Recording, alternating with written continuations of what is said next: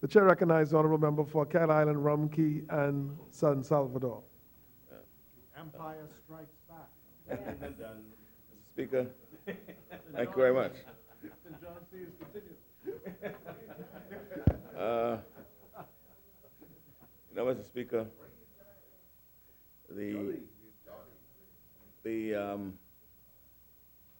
question of the roads and bridges and my commentary to the press about the seemingly delay, there are a number of reasons, some of which I will just hold back, but I'll whisper it to the member's ear, in his ear. I call a name, right? I whisper, right? Insofar, and Mr. Speaker, it's rather unfortunate that we oftentimes, just to titillate the thoughts of, and to plant seeds of distrust in the minds of the Bahamian people, we very general. They talk about, he heard about contracts that were $800 being increased to $1,200, and some was $1,200 increased to $3,000.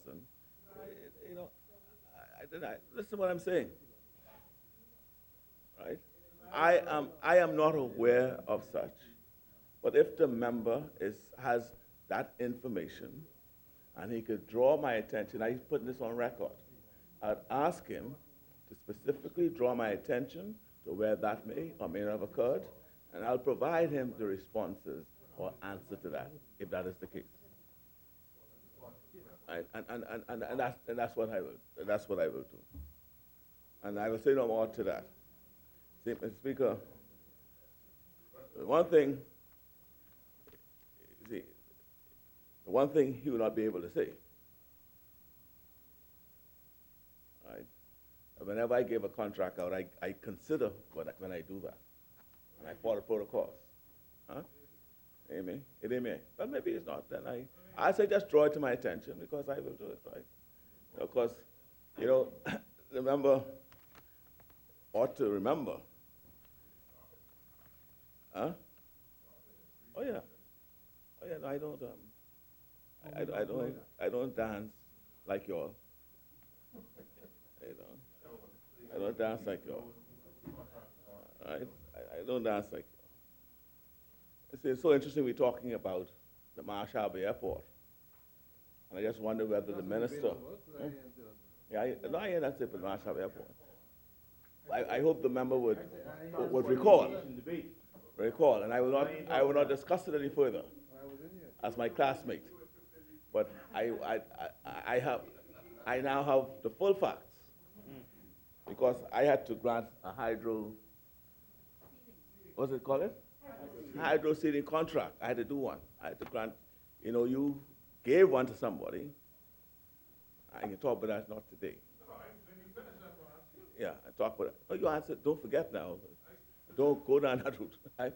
You gave one to one, then it came back, gave it to somebody else, and we still have to go put it out to bid.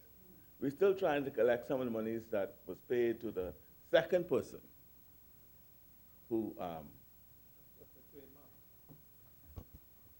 The member yields. The chair recognizes the member for Central Grand With Bahama. regards to the hydro seeding contract, on the records of this House, it would be recorded that the member for West End, sitting, I believe, almost in the seat, query the original contract that was issued to who? to Knox Russell out of Freeport, Grand Bahama. And who was he? I also provided, Mr. Speaker, the competitive bids, and he was hundreds of thousands of dollars cheaper than Bahamas Hot Mix, who has done considerable work for both governments. He withdrew because he said he did not want to be drawn in any political controversy. I read his letter of withdrawal that is also on the records of this House. The contract was subsequently rebidded, and when Campbell won the bid for the contract, he did not complete the work, and instructions were given for action to be taken to retrieve the monies that was owed the government. So don't come in this place, Deputy Prime Minister and Minister of Works, with any innuendos. Thank you, Honorable Member. Member for Cat Island, Rumkey, and San Salvador. All I'm saying, Mr. Speaker, right? I will not speak to it all. He is correct that the matter Knox Russell was awarded a contract under his watch. All right? And surprisingly, only after his raise, Mr. Knox Russell, very quickly, you know, I mean, there's some timelines that I would want to refer to if he wants me to go there. He immediately withdrew the contract. Right? We were talking about axe or grinding now. We're talking something else.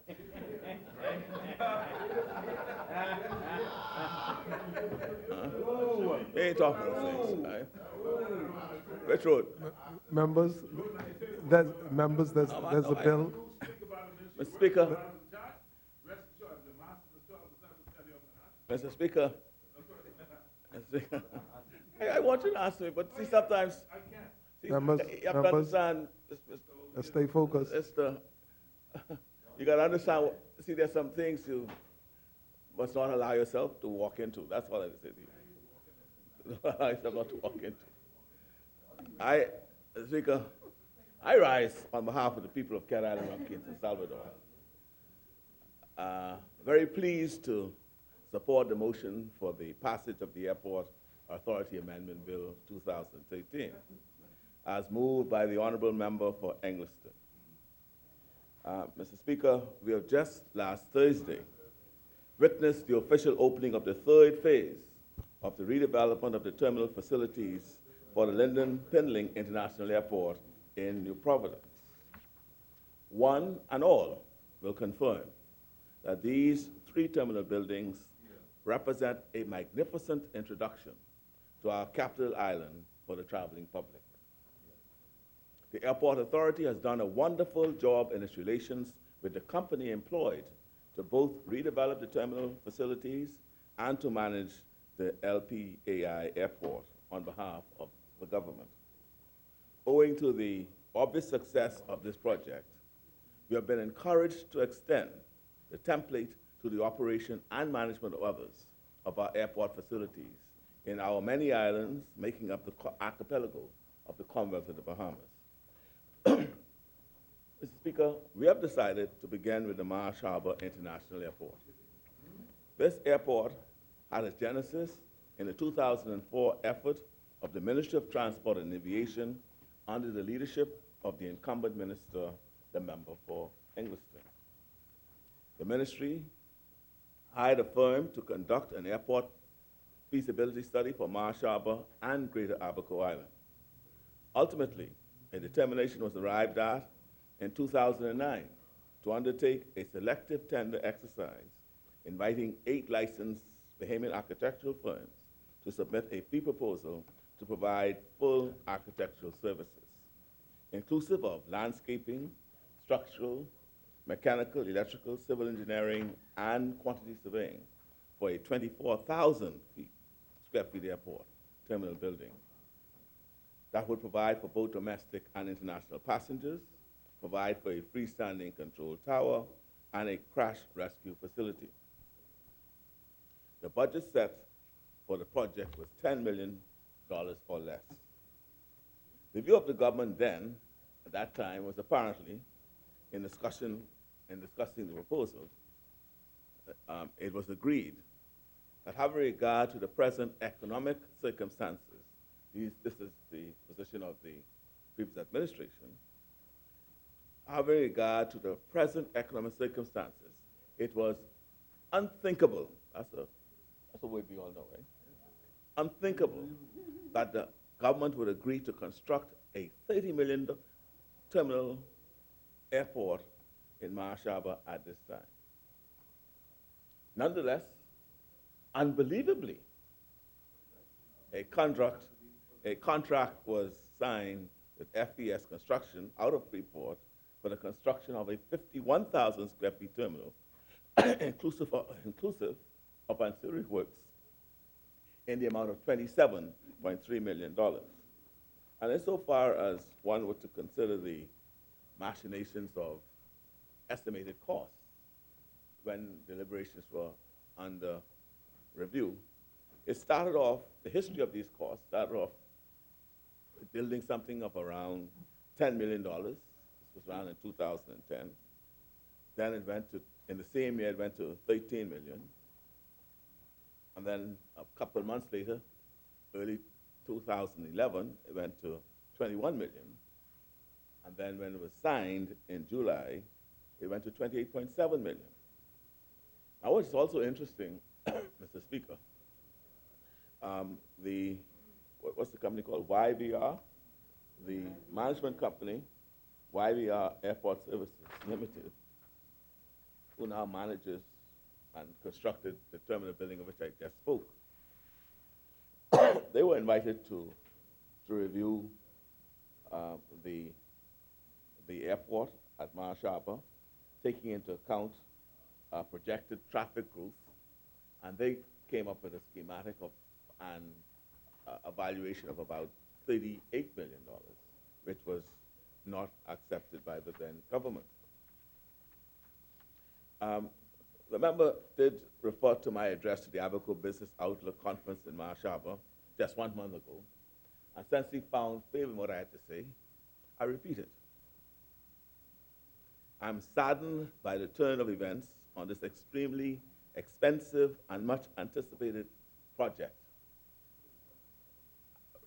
Well, recalling that it was unthinkable to build an airport in Abaco that will cost $30 million. That informs that statement. Right? My ministry has been challenged to provide all the necessary approvals to the contractor for the construction of the airport buildings, as there have been and continue to be, and there have been and continue to be concerns of a technical nature, which do not permit the Ministry of Works and Urban Development to issue necessary approvals. This is the most serious and vexing matter. I am not an engineer, this is what I said then. I do not pretend to be one. But I accept that there are extremely good reasons for first, a thorough approval process to be followed by the issuance of approvals, following any required adjustments, and then a requisite follow-up through regular objective inspections and confirmation of building according to an approved plan. Mr. Speaker, what informs that? You know, the minister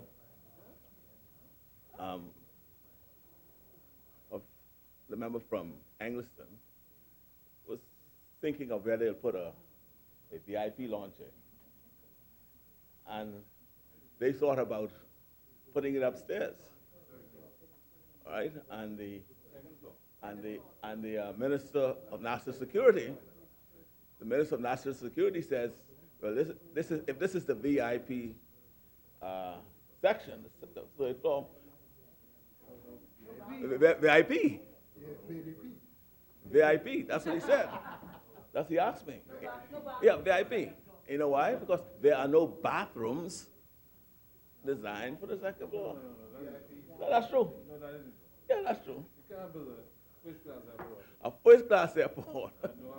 No bathrooms on the second floor. So that the member for Central Grand Bahama will understand, these are the kind of things that inform my views.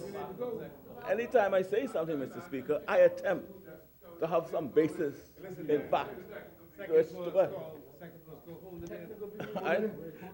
I'm now told it's called holding in. It's the holding area, right? The holding area, literally. And so, Mr. Speaker, as I said then, I repeat, in Abaco, you certainly can't fault us for the effort to plan instead of just rushing to get things done, so that we could claim to be doing more than what is sometimes in the people's interest. It can't be in the people's interest to have a VIP section on the second floor, and then when the person asks VIP, ain't no place to go. You know, sometimes, you know, that's why I said, Mr. Speaker, that's why I said, and again, the member liked what I said because he quoted me. That's why he said in Abaco, sometimes politicians make promises and proceed to browbeat public servant officials to get moving on things and end up with difficulties like we now have with the airport. That's why I say that, Mr. Speaker. We approach this unfinished project. Member We for Cat approach Island. this unfinished project. Member for Cat when Island. You pause for a moment. Huh? The member for Central Grand Bahama, he knows where we could pick I believe he takes issue with your commentary. The chair recognizes the member for Central Grand Bahama. Thank you, Mr. Speaker, and I thank the member for yielding. Would you be so gracious as to inform this House as to where the original VIP room was located? Next to the Customs Hall, as most VIP lounges are located. Very well, thank you. Thank you, Honorable Member. Member for Cat Island, Rumkey, and San Salvador.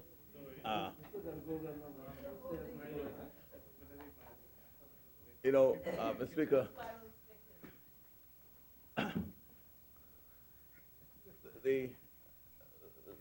when I am the metaphorical illustration of where the VIP launch would be was quite metaphorical. I wanted to make the point that there's no restroom upstairs. I'm saddened that my friend from Central Andres, Grand Bahama. Central Grand Bahama, sorry, Central Grand Bahama has difficulty in discerning between the metaphoric phrases and literal phrases. But I'll say to him that, you know, we were concerned about where the VIP spot will be, area will be, and that's being worked on. But it was only to make the point, right, that there's no restrooms on the second floor. That's the message. Mr. Speaker, when we approached this unfinished project, when we returned to government last year, with a view to completing it in the shortest, we approached it with a view of finishing it in the shortest period of time while trying to ensure that the taxpayer was receiving value for money, and that the project, there's a number of challenges, and that the project was a complete one which would serve the needs of travelers and those employed within the facility and its environs.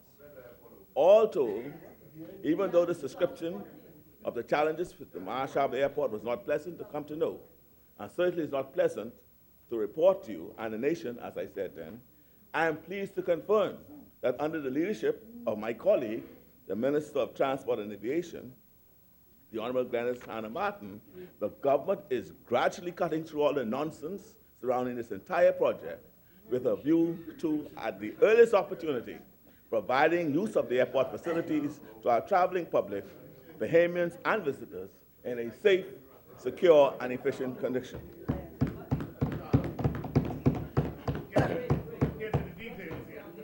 Huh? I know, yeah, I know. Yeah. The decision to expand the capacity of the airport authority to own, operate, and manage the airports, as opposed to limiting it to just the Lyndon Pilling International Airport, is part and parcel of this commitment to upgrade the operation of the Marshall International Airport and subsequently other airports in the country. And insofar that is concerned, Mr. Speaker, the outstanding items that I could report to where it is, in respect to the terminal building, the BEC service has been connected and the control tower, the building has been connected to BEC, also the control tower. The permanent water supply has been connected and the terminal building and control tower at the terminal building and control tower locations.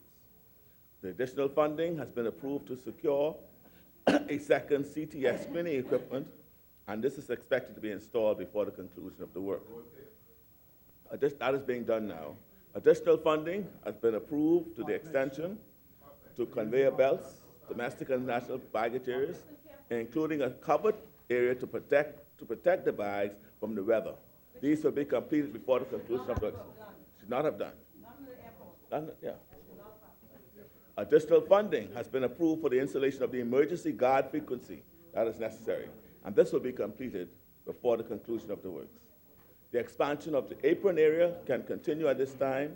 The contractor will be instructed to increase the depth of the existing feeders below grade and encase the concrete to prevent interference with the grading works. Mr. Speaker, some auxiliary works was necessary. The perimeter fencing is in hand. That is being completed by C&J Fencing at a tone of $285,000, and that is 50% complete, and it's progressing well. $385,000. There are two contracts in respect to the fencing, and the other one is $376,000 for fencing. Both fencing contracts are 50% complete, and they are progressing very well. The hydro seeding contract.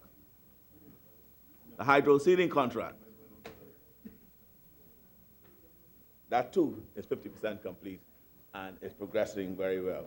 And again, Mr. Speaker, see, unlike the previous Minister of Transport, we sought to get Abaconians to do the work. Each of these auxiliary contracts we're talking about, Abaconians were allowed to bid on it. We didn't go to, I didn't go to Cat Island. I didn't go to Cat Island. I didn't go to Cat Island and bring anybody down to Mahashaba to do anything.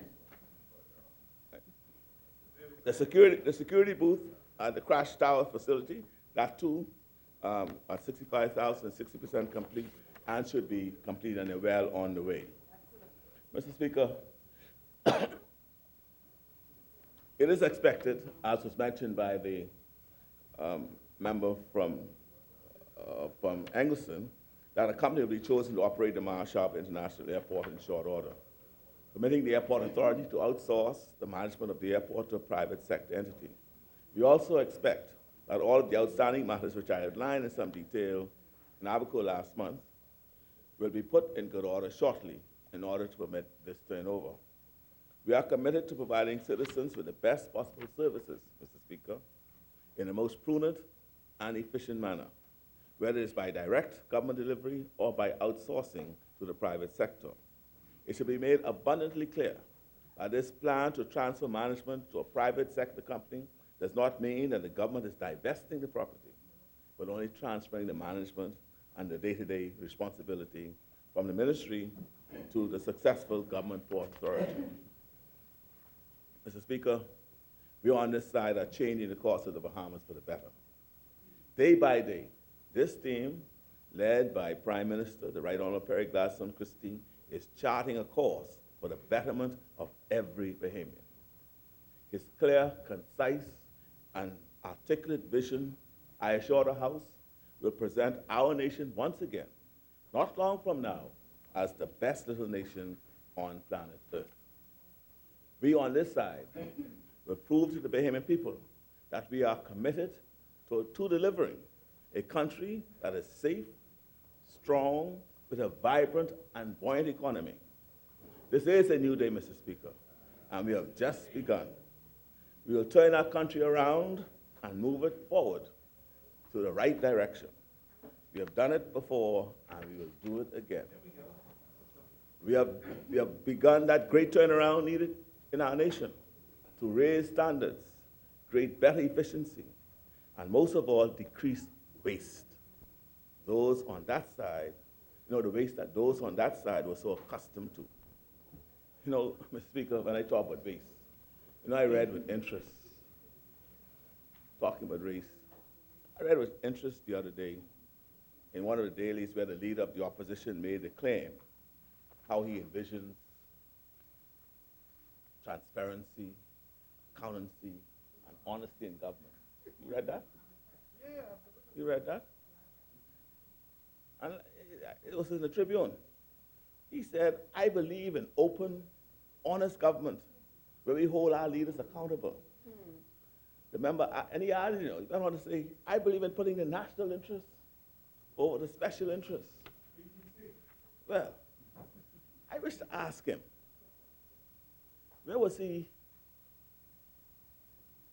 for the past, over the last 20 years, the last 15 of the last 20 years, when the conversation of transparency and accountability was but puff words, but absent from the vocabulary for the man that gone fishing. Oh, that's where he was. This is right, yeah. That the fellow who had gone fishing, who left this place like a hologram, and led his party to 3 successive crushing defeats. I also asked him, remember, was he not a member of that failed cabinet which committed overruns to the tune of almost $100 million on roads?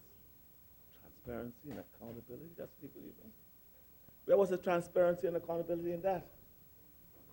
Was he not in the room when a former cabinet minister was sitting in that same room and getting a huge piece of work on those same roads? Is that the same member? I wonder if he would now agree with me on reflection.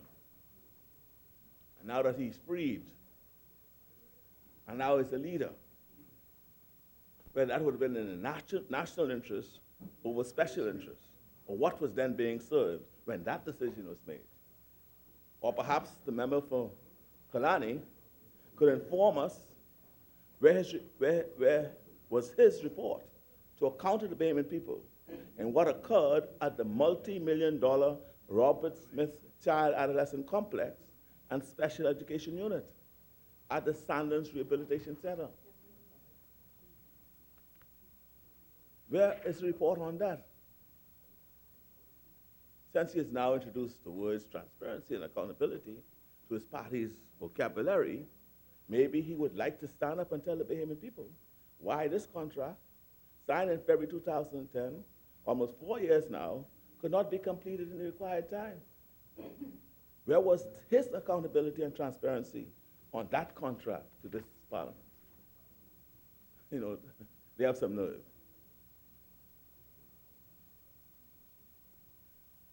The people on the front bench of that side, Mr. Speaker, are shopping dreams in the dailies. And they think Bahamians have forgotten about their shopping dreams, their dastard and dreadful, shameful record, which fetched this country to the fiscal cliffs of record failure. Record failure on crime. Check the record on crime. Well, we're doing a little better, though. We're doing better. At least you acknowledge we're doing something better. Right? What would the record failure with high... Don't wish that on Bahamian people. Pray that it goes down. No, don't wish us that, right? I'm not making sport. I'm speaking fact. Fact. I'm speaking fact. The record failure with the high unemployment between 2007 and 2012. Record failure on fiscal management, delivering deficit year after year, talking facts. And they drove us to the cliff of the abyss, having little to no record of transparency and accountability to the Bahamian people. I never said that. I never said that. No. I point fingers because you suggest that crime nothing is happening to crime today, when the record speaks otherwise. But we will not talk over our nuts today. The shameful and shameless record of accountability delivered them into opposition. I repeat for the record of this House, right? The nerve of the leader opposite to raise a conversation about transparency to the Bahamian people. And guess what, Mr. Speaker? He was the Minister of Health, who sat in cabinet Member for Cat when the deal for Sandlands was inked. Member for Cat Island. He was there. The leader has come to make Certainly, a special the visit. member for Kalani will not lecture me I think on that failed cabinet about position. Member for Cat Island, he stands on a point of order. No, I thought you had to practice that when I finish you. No. These are questions I ask you. Very well. I'm asking questions. Very well. The member yields. The chair recognizes member for Kalani. Thank you very much, Mr. Speaker. Mr. Speaker, I was downstairs, preparing my debate for the Airport Authority. And I was happy. I was accused. Where was I when the adolescent buildings being built? No. Cost overrun. Cost overrun. What? Cost overrun. Adolescent. Sandlands. What? Mr. Speaker, To, I mean, I could talk about it, but I didn't speak about it now. But if he wants me to speak about that, I can. But I did not. what did you say? No, but get the Hansard is there. If you don't know what Mr. Speaker, Very well. if the member is going to stand on a point of order to address anything I say, please not let him just come up here and think about what I said. If he Very can't, well. if he don't know what I said, keep quiet, get the Hansard, and he can always come back. I ain't going nowhere. I'll be right here. Very well. Thank you, Honorable Member. Speaker. Member for The Kalani. cost overruns I spoke about is the $100 million cost overruns on the roads. I'm gonna deal What I with that. said about silence Member is for Kalani, take your seat. Resume. No, you repeat your comment, and I'll allow the member for Kalani to what I respond. said about silence, adolescents, is where he was when this contract was signed in February 2010 to be completed in 4 years, and it could not be completed in the required time. Very well. Very well. Member for Kalani. I have- Your point of order. I have the numbers on the overruns now, if you want me to talk about that. No. When it started with 8 million, then he gave it half completed, Talk and about then that another too. 8 million, Very well. another 4 million, Me- and all right Member- around the election. Member- We talk about Speaker- those things too. Member yield, if you may. Allow me Member to for Kalani. explain some of the delay with Adolescent Center. First of all, when we went and inspected, listen, man. Member for Kalani.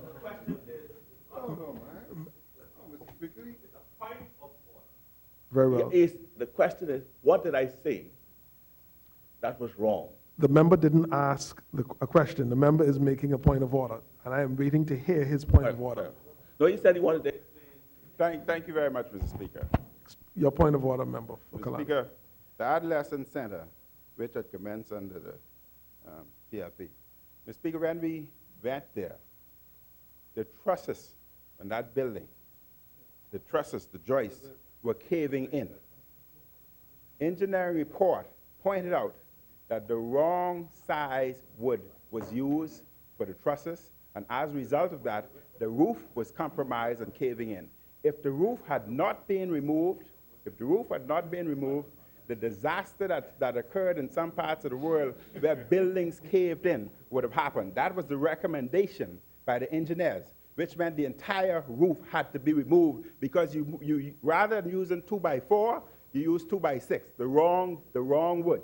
Mr. Speaker, in addition to that, after removing the wood, the bell course was not properly poured, and in fact, some of the columns were in the wrong place. There were no hurricane straps, which meant that what they were doing was compromising the life Member for Kalani, of just not allow only him to finish. not only staff, but patients in the Adolescent Center.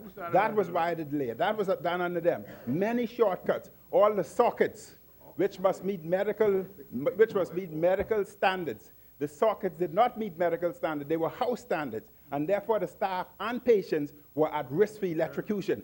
Those were the problems. So most of the building had to be redone so as to improve the safety, bring in medical standards, take the roof off, and put the joists and the bell course in the proper places, and place hurricane straps where you didn't have any. Very well. The member, now, yes, member, you may respond. You know, And you can- no. Member for Leave him Kalani. alone. Leave him alone. Mr. Speaker, you see, sometimes, my grandfather used to tell me, now don't start my time, I'm responding to him. My grandfather used to tell me that no one ever catches a fish. You can't catch a fish unless the fish opens his mouth. He opened his mouth. Right? Now, the fish. He stood up on a point of order. Right? He stood up on a point of order, Mr. Speaker. I repeat it because he didn't hear what I said. He thought he heard what I said. He came up here on one tact, and I repeated what I said. I said maybe he would like to stand up and tell the Bahamian people why a contract signed in February 2010. So what does that tell you? That will tell you the sockets he talked about, the roof and the trusses he talked about, the joists he talked about. or whatever, that would have been, that he would have had that in mind when he signed his contract. My question ain't related to that. My contract was that he signed a contract in 2010, or they signed a contract in 2010. It says it's going to take 4 years to finish this work, and they ain't finished. Right? These the reasons that he talked about with the trusses. Well, I would have thought that he saw that he would take that into account when he signed the contract. Let me see. If he saw that the socket one, medical sockets or whatever you might call it, he will take that into account. When they saw that, they would have signed the contract, taking those things into account. Were they telemedicine? Now, so all I'm saying, telemedicine sockets, right? And so all I'm saying, Mr. Speaker, is that I chose a date. He's predating me. He's not responding. So it's not a point of order, Mr. Speaker. Very And well. now, and one day we can talk more about this. I understood. The member yields. The time is being held. We can allow Kalani to respond, and then Member for Karalan, you could continue your presentation. Member for Kalani. It is a point of order. You know, if you have ever constructed a home, when you remove certain things, you find other problems. When the roof was, so if you anticipate 1 year, 1.5 years, when you remove the roof, you realize that there were no belt. You realize that the column was in the wrong place. You realize that there was no hurricane strap. It meant you had to create new belt. You had to place the columns on the belt, not outside the belt. All of that had to be done, which you had done wrong. So you recognize these problems. We had a choice. We could have finished on time and have a building beautiful, but within that building, the patients, the staff, and everything would have been at risk like you were placing them under. Very well. Member for Karalan, continue your presentation and kindly direct your remarks to the chair. Members? Speaker, we have something else we have something else with materials. Member for Yeah, Karalan, you may see, continue. the members- The time should be moving now. Now, because they talk about shame and shameless, right? And you know the member spoke about, he talked about, what's that electrical company? Kenyu. I ain't gonna say not much about them yet. It was more about them. Fraud customs of hundreds of thousands of dollars. No, I can do that too, but we ain't gonna talk about that. And they know about it. Under their watch, they encourage you. No, yeah.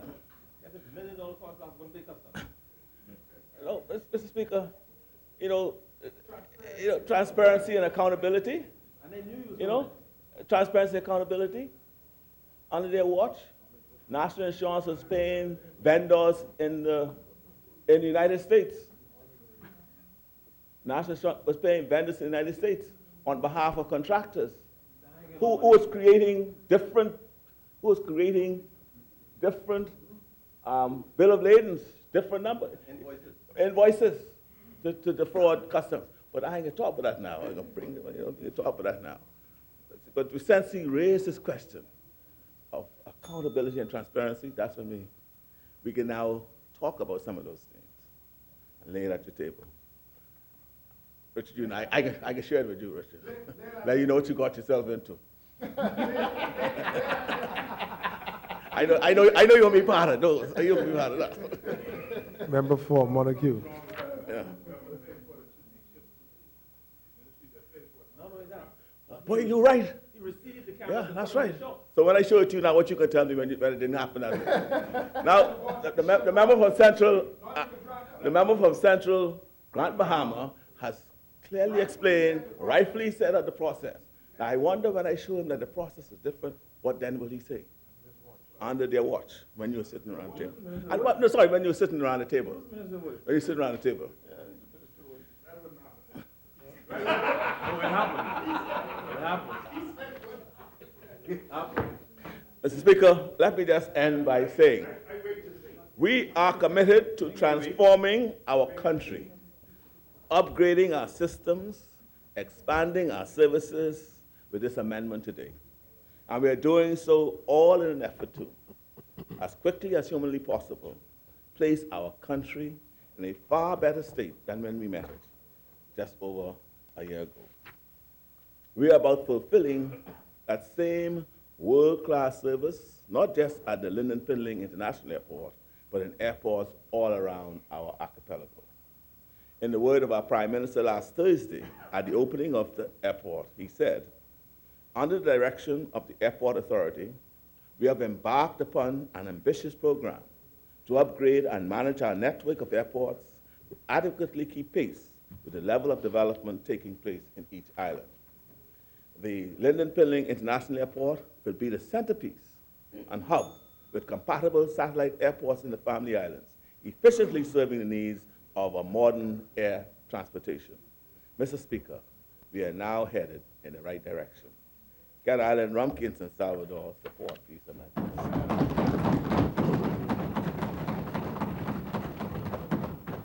Thank you, Honourable Member. As many.